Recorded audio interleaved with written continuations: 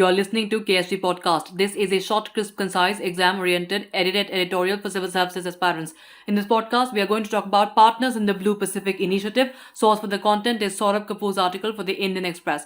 Amid China's aggressive push to increase its Pacific sphere of influence, the US and its allies, Australia, New Zealand, Japan, and the United Kingdom, have launched a new initiative called Partners in the Blue Pacific for effective and efficient cooperation with the region's small island nations.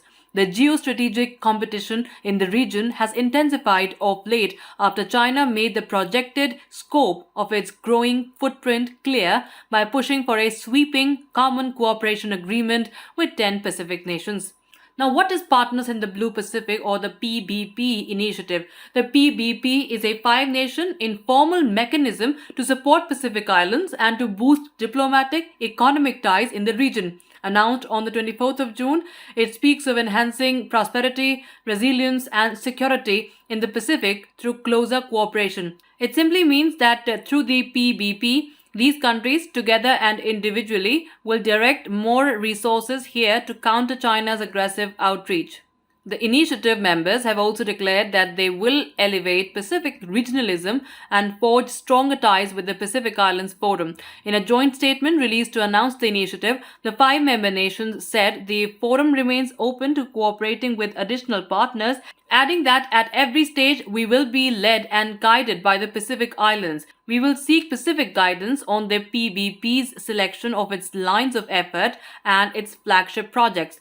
The areas where PBP aims to enhance cooperation include climate crisis, connectivity and transportation, maritime security and protection, health, prosperity and education. Now, how is China trying to transform its ties in the Pacific? As China signed a security pact with the Solomon Islands in April, the deal flagged serious concerns about the Chinese military getting a base in the southern Pacific, close to the US island territory of Guam and right next to Australia and New Zealand. The deal, which boosted Beijing's quest to dominate crucial shipping lanes crisscrossing the region, rattled the US and its allies. It also triggered urgent moves to counter China's growing Pacific ambition amid a power vacuum fueled by apparent lack of US attention.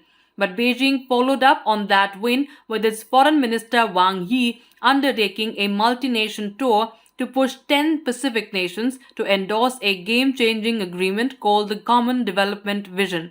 The draft agreement, accessed by the Associated Press, spoke about China wanting to work with traditional and non-traditional security and expand law enforcement cooperation with these countries. The diplomatic bids saw Wang Yi visit the Solomon Islands, Kiribati, Samoa, Fiji, Tonga, Vanuatu, and Papua New Guinea, and hold virtual meetings with the Cook Islands, Niue, and the Federated States of Micronesia.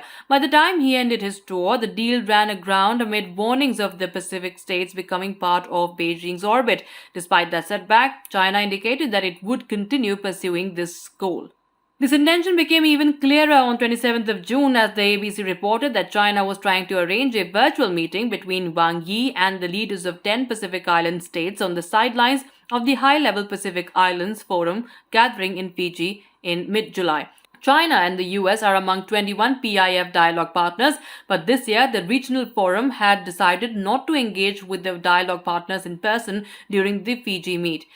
So what is being done by the US and its allies to counter China? Before launching the PBP this month, the US and its partners started the Indo-Pacific Economic Framework for Prosperity, a trade-boosting play in the region with 13 nations: Australia, Brunei, India, Indonesia, Japan, Malaysia, New Zealand, the Philippines, Singapore, South Korea, Thailand, Fiji, and Vietnam as partners.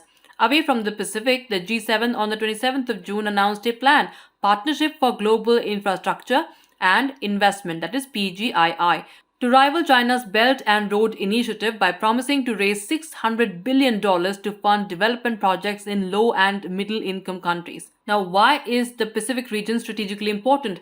In its 2019 strategy report, the US Department of Defense called the Indo-Pacific the single most consequential region for America's future. It said, spanning a vast stretch of the globe from the west coast of the United States to the western shores of India, the region is home to the world's most populous state, that is China, most populous democracy, India, and largest Muslim majority state, that is Indonesia, and includes over half of the Earth's population.